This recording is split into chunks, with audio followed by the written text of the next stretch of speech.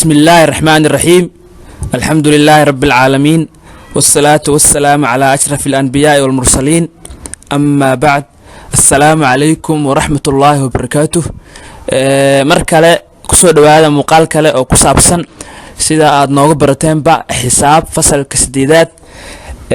مقال كمان تحو كسابسن يهي ama wuxuu daba jooga kuwii hore waa cashiro ama muuqaalo xiriir ah oo ku saabsan leeliyada fasalka sideedaadka. waliba waxaan ka jawaabaynay oo aan ku jirnay cutubka labaad oo magaciisu uu yahay jibaar leeliga koowaad oo ku qoran bogga 19aad. maanta marka waa soo gabagabaynaynaa leeliga koowaad ahaa cutubkii labaad jibaar leeligiisa koowaad. maanta waa soo gabagabaynaynaa su-aasha marka waa kasoo jawaabnay koowaad iyo su-aasha labaad iyo su-aasha saddexaad waa kasoo jawaabnay. maanta ama muuqaalkan waxaa ooga jawaabaynaa su-aasha afraad iyo tan shanaad. intaasna waxaa ku eg leeliga koowaad ee cutubka labaad. su-aasha afraad marka sheeg tirada weyn halkii suurtagal ah jibaarada soo socda. marka jibaaraha lagu siinaa laba jibaar kasta waxaa sheegtaa jibaarka weyn oo waana saddex su-aal waa arki doonaa. su-aasha u horeysa marka afar lagu muujiyay saddex iyo saddex lagu muujiyay afar, labadaas jibaarkee weynna soo ogaatid oo soo baartid. su-aasha labaad iyadana waa shan lagu muujiyay saddex iyo saddex lagu muujiyay shan, ayagana waa laba jibaar kale oo la rabo in la soo saaro jibaarka weyn. sidoo kale su-aasha u dambeysa ee afraad ay ka kooban tahay waa jibaarada laba lagu jibaaray ama laba lagu muujiyay sideed iyo sideed lagu muujiyay laba, jibaarka weynna soo saartid. su-aashaas marka waa su-aasha shanaad. su-aasha afraad aan dhaho. su-aasha shanaad marka ayadana waxay ciwaankeedu u yahay fududee xisaabaadka soo socda inaad ku samaysid classification, inaad ku samaysid muxuu ahaa simplification, inaad simplification ku samaysid oo aad fududeysid. number 1 ama su-aasha horeyso waa laba lagu dhuftay 10 lagu muujiyay saddex. number 2 waa 7 lagu muujiyay labo lagu soo dhuftay laba lagu muujiyay labo, waa laba jibaar oo isku dhufsan. tan saddexaad waa laba lagu muujiyay saddex oo ku sii dhufsan ama lagu sii dhuftay shan. tan afraad waa saddex lagu muujiyay saddex lagu dhuftay afar lagu sii muujiyay afar. midda shanaad waa shan lagu muujiyay labo lagu sii dhuftay saddex lagu muujiyay saddex. midda lixaad waa laba lagu muujiyay afar lagu sii dhuftay saddex lagu muujiyay labo. midda u dambeysa oo toddobaad waa saddex lagu muujiyay labo lagu sii dhuftay 10 lagu muujiyay afar. marka intaasba waa ka jawaabi doonaa mid mid ayaa u fiirin doonaa hadduu ilaahay noo ogolaado.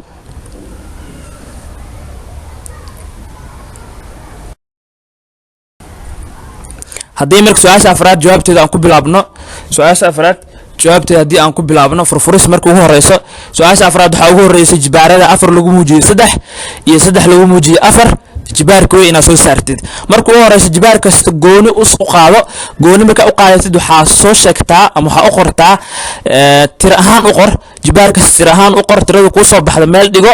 kan kala waa hadda jibaar uu qoran yahay tir ahaan u qor, kadib tirada ku soo baxdo labada jibaar tirooyin ka soo baxa isku fiiri marka kee weyn iyo kan yar saas ku ogaanaysa. marka haddii aan soo qaadano jibaarka ugu horeeyo ah afar lagu muujiyay saddex, haddaan soo qaadano jibaarka wuxuu ka kooban yahay sida hore aan usoo sheegnayba base iyo wuxuu ka kooban yahay maxaa lahaayay base iyo wuxuu ka kooban yahay muujiya. baseka hadda ama salka waa afar, saddexdana waa muujiyaha. muujiyaha waxay cadaysaa inta jeer uu baseka isku dhufsamaayo. marka maadaama muujiyaha saddex uu yahay baseka oo afar waxay isku dhufsamaysaa saddex jeer isku dhufsamaysaa. marka haddii afar lagu dhufto afar lagu soo dhufto afar waxaa soo baxaya labada afraad u horeyso isku dhufo waxaa kuu soo baxayso 16. kadib waxaa ku sii dhufataa afar waxaa kuu soo baxayso 64. marka jibaarka koowaad haddii tir ahaan loo qoro waxaa soo baxayso 64. jibaarka labaad asagana wuxuu ahaa saddex lagu muujiyay afar, sidoo kale asagana waxaa u qortaa hadda wuxuu u qoran yahay jibaar ahaan waxaa u qortaa isag muxuu ahaa tir ahaan u qor. marka jibaarkan sidoo kale asagana wuxuu ka kooban yahay base ama sal iyo wuxuu ka kooban yahay muujiye. salka waa saddex, muujiyahana waa afar. marka muujiyaha wuxuu cadayaan dhahnay inta goor ee uu isku dhufsamaayo salka ama baseka. marka maadaama muujiyaha afar uu yahay salka uu saddex waxay isku dhufsamaysaa afar goor.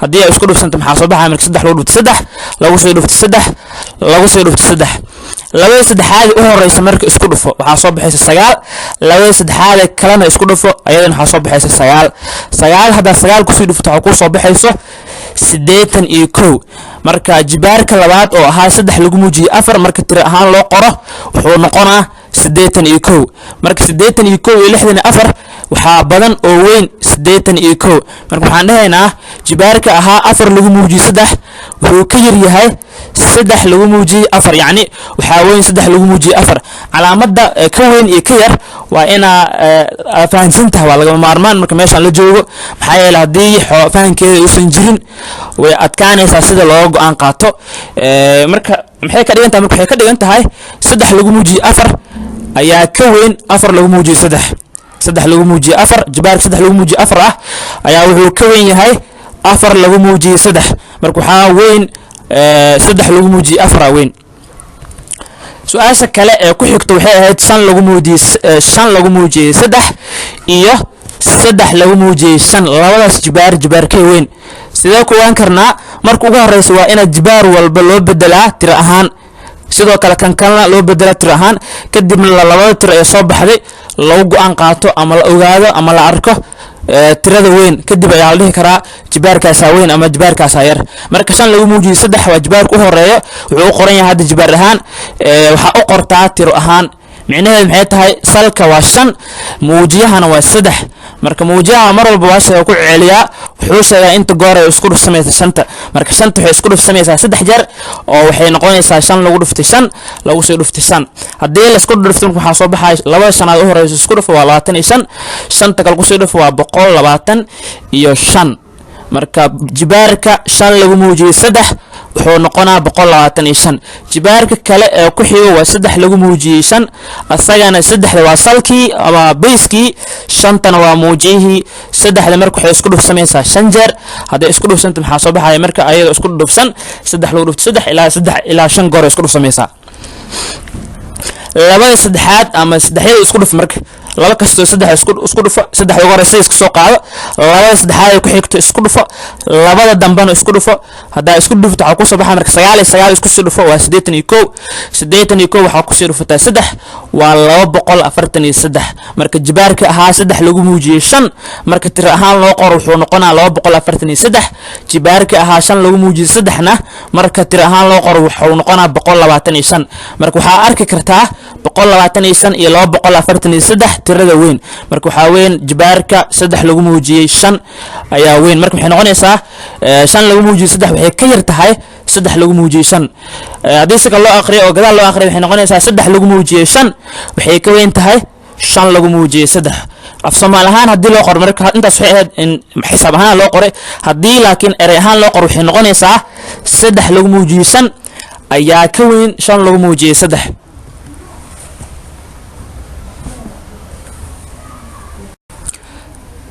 su'aasha ku sii xigta ee saddexaad waxay ahayd 2 lagu muujiyay 8 iyo 8 lagu muujiyay 2 labadaas jibaarka weyn in la soo saaro sidoo hore la sameeyna marka jibaar kasta waxa u bedeshaa tiro ahaan kadib ayaa ogaanaysaa labadaas jibaar mid ka weyn jibaarka ugu horeeya waa 2 lagu muujiyay 8 tiro ahaan u bedel okay marka labada waa salkii ama baseki 8dan waa muujihii oo cadeynaysa inta goor oo isku dhufsamaay salka marka laba waxay isku dhufsamaysaa 8 jeer isku dhufsamaysaa hadii la isku sii dhufto laba kasto isku dhuf hadaa isku dhufto waxa ku soo baxayso 4 lagu dhuftay 4 lagu sii dhuftay 4 lagu sii dhuftay 4 yani 4 ay noqonaysaa oo isku dhufsan laba 4 kasto oo isku sii dhufo waa 16 iyo 16 ku sii dhufo waa 256 marka jibaarkii ahaa 2 lagu muujiyay 8 marka tiro ahaan loo qoro wuxuu noqonaa 256 sidoo kale jibaarka kale ah 8 lagu muujiyay 2 asagana waxa u qortaa tiro ahaan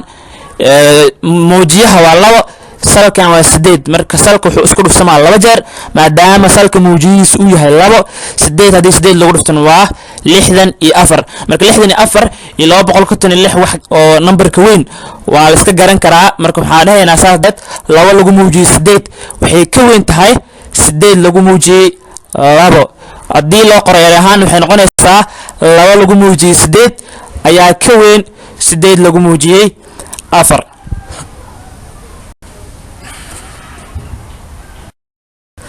intaas marka waxaa kaga jawaabnay su-aashii afraad. hadda waxaan galaynaa tii shanaad oo ahayd simplification ama fududee. haddii marka numberka u hore wuxuu ahaa 2 lagu dhuftay 10 lagu muujiyay 3 waa tiro ku dhufsan jibaar. tirada waa 2 10 lagu muujiyay 3 na waa jibaar, marka waa tiro iyo jibaar isku dhufsan. maxaa sameynaysaa? tirada waa okay waa haysataa, laakiin jibaarka oo 10 lagu muujiyay 3 ah waxaa u qortaa tiro aan kadib isku sii dhufo wixii soo baxo. okay marka maxay noqonaysaa 2 oo tiradii ahayd waxaa ku dhufataa 10 lagu muujiyay 3 yani 10ka waa bayskii ama salkii 3 na muujiyay, marka 10 wuxuu isku dhufsamaa 3 goor maadaama muujiyaha 10ka uu yahay 3 hadii la isku sii dhufto waxa soo baxaysa 2 lagu dhuftay 1000 yani 3 tobanaad marka la isku dhufto waa 1000 waxaa ku sii dhufataa 2 waa 20,000 waxaa soo baxaysa 2,000 waxaa soo baxaysa 2,000. sidoo kale midda labaad hadaan ka shaqeyno iyadana waxay noqonaysaa mid labaad hadii aan ka shaqeyno 7 lagu muujiyay 2 oo lagu soo dhuftay 2 lagu muujiyay 2 kan waa 2 jibaar oo isku dhufsan, marka jibaar kasta waxaa ka dhigtaa tiro ahaan kadib tirooyinka kugu soo baxo isku sii dhufo. 7 lagu muujiyay 2 micnaheedu maxay tahay? 7 waxay isku dhufsanaysaa 2 goor maadaama 7 muujiyaheedu uu yahay 2. sidoo kale 2 lagu muujiyay 2 iyadan waxay isku dhufsanaysaa 2 goor maadaama muujiyaha bayska maadaama muujiyaha uu yahay 2 waxay isku dhufsanaysaa 2 goor. 7 ku dhuf marka waa 49 2 ku dhuf waa 4 49 waxaa ku soo dhufataa 4 waa muxuu ahaa isag 196 ugu dambeyn marka saa ku soo baxayso. haddii marka saas darteed maxaan dhahaynaa jibaaradii ahaa 7 lagu muujiyay 2 oo lagu dhuftay 2 lagu muujiyay 2 haddii la fududeeyo waxay noqonaysaa 196 noqonaysaa. tan saddexaad hadaa soo qaadano waa 2 lagu muujiyay 3 oo lagu soo dhuftay 5 tanna waa jibaar oo ku dhufsan tiro 2 lagu muujiyay 3 waa jibaar 5 tana waa tiro. okay marka 5 waa okay way fiican tahay laakiin jibaarka tiro ahaan ka dhig kadib wixii ku soo baxsan ku dhufo. 2 waxay isku dhufsanaysaa marka 3 goor waxay ku soo dhufsanaysaa 5 2 hadii 3 goor la isku dhufto waa 8 8 5 ku soo dhufatidna waa 40 marka ayadana saas ayay maxaa lahaay ku soo gabagowday jibaarkii ahaa 2 lagu muujiyay 3 oo ku dhufsanaa 5 ugu dambeyn waxa soo baxaysa 40. aan fiirino marka hadaa fiirino midda shanaad oo ku xigta midda afraad ku xigta aan fiirino waxay ahayd 3 lagu dhuftay 4 lagu muujiyay 4 oo ka dhigan 3 oo ku dhufsan jibaar iyo midka shanaad oo asagana ah 5 lagu muujiyay 2 oo lagu soo dhuftay 3 lagu muujiyay 3 waxay ka dhigan tahay marka in ay isku dhufsan yihiin 2 jibaar. kan hadaa ka shaqeyno marka wuxuu noqonayaa 3 lagu muujiyay 3 lagu dhuftay 4 lagu muujiyay 4 jibaarka 4 lagu muujiyay 4 ah marka waxa uu qortaa tir ahaan waxay noqonaysaa 3 lagu dhuftay 4 oo asaga isku dhufsan 4 jeer maadaama muujiyaha 4 uu yahay 2 4 kasto isku xigto isku dhufo waxa soo baxay 3 lagu dhuftay 16 lagu sii dhuftay 16 marka soo dhufatay marka 16 isku dhufo waxa soo baxaysa 256 oo ku dhufsan 3 ugu dambeyn waxa soo baxaysa 768 marka su'aashii ahayd 3 lagu dhuftay 4 lagu muujiyay 4 ugu dambeyn waxay noqonaysaa 768. midda kale shanaad iyadan waxay ahayd 5 lagu muujiyay 2 lagu soo dhuftay 3 lagu muujiyay 3 waxay la mid tahay marka 2 jibaar waaye jibaar kasta waxa uu qortaa tiro ahaan jibaarku ugu horeeyo wuxuu noqonayaa 2 shanaad isku dhufsan kan kalena wuxuu noqonayaa 3 saddexaad isku dhufsan 2 shanaad isku dhuf waxa soo baxaysa 25 3 saddexaadna isku dhuf waxa soo baxaysa 27 25 isku soo dhufo waa 675 ayadana jawaabta u dambaysa oo su'aashii ahayd 5 lagu muujiyay 2 lagu soo dhuftay 3 lagu muujiyay 3 waxay noqonaysaa 670 iyo 5 hadda marka waa fududeysay 2 jibaar isku dhufay ahayd hadda laakiin waxaa ka dhigtay tiro ahaan u qortay.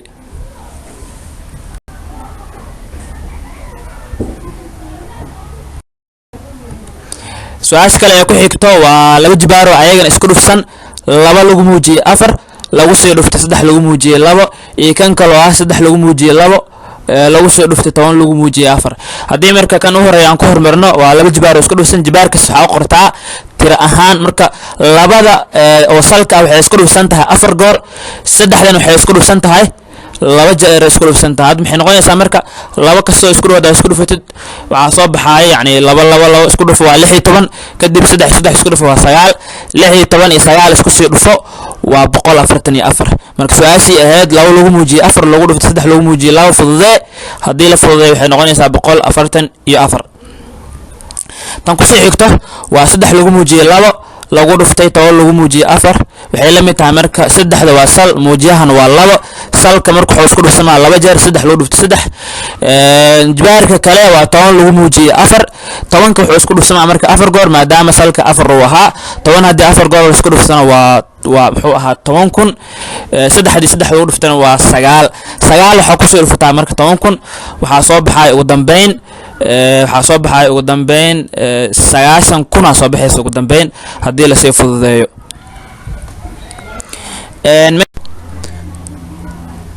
halkan ayaan kusoo gabagabeynaynaa waxaa joognaa meeshii u dambeysay marka haddii aad tahay daawade qof nagu cusub waxaa kaa codsanaynaa inaad subscribe dhahdo aad rukumato gambeelkana furato si ay casharada halkan aan soo dhigno ay kuu soo gaaraan. sidoo kale asxaabteennii horena nala joogtana ayagana waxaan dhehaynaa waa mahadsantihiin. ramadaan kariim وكل عام وأنتم بخير. السلام عليكم ورحمة الله وبركاته. Friday is here and it is the best of days when we go to the masjid and we all pray. There are blessings on this special day. Thank you Allah, thank you for this day. Jumma Jumma Mubarak, Jumma Jumma Mubarak, Jumma Jumma Mubarak. It is Friday, this is the best day. Jumma Jumma Mubarak, Jumma Jumma Mubarak, Jumma Jumma Mubarak, Jumma Mubarak.